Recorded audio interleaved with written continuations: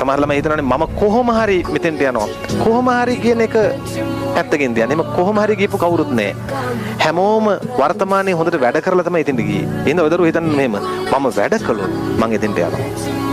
ඒකයි හිතන්න ඕන. අපේ ළමයින්ට පැටලෙන තැන් කොහොම හරි යනවා නෙමෙයි. එහෙම යන්න බෑ. එහෙම කොහොමද යන්නේ? හිතන්න ඕන කොහොමද? මම දැන් වැඩ කළොත් මම එහෙනම් ඔය දරුවෝ ප්‍රශ්නේ එන ගානේ කොහොම හරි කරලා හොද්දට වැඩ ටික කරන්න. මේක වලගේ අයියෙක් අක්කෙක් ඉන්නවා නම් ඒගොල්ලන්ට කියන්න. ඒගොල්ලෝ රැකියාවක් කරනවා නම් ඒගොල්ලන්ට ප්‍රශ්න තියෙනවා නම් ඒ රැකියාව හොඳට කරන්න කියලා. කරන දේ හොඳට කරන්න කියන්න. තව දෙගුණයක් මහන්සිලා වැඩ කරන්න කියන්න.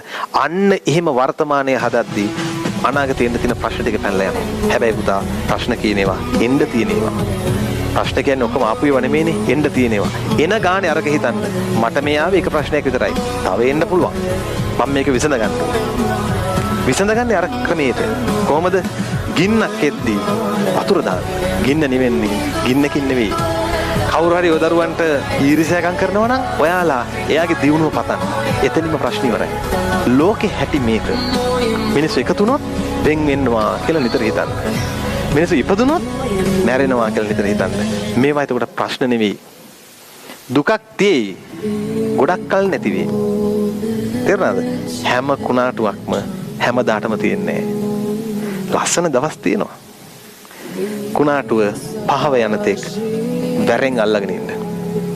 ප්‍රශ්න වලින් ගැලවෙන දවස වෙනකන් වැරෙන් ජීවිතය අල්ලගෙන ඉන්න. ඇයි? ඔය දරුවන්ගේ ජීවිත වටිනවා.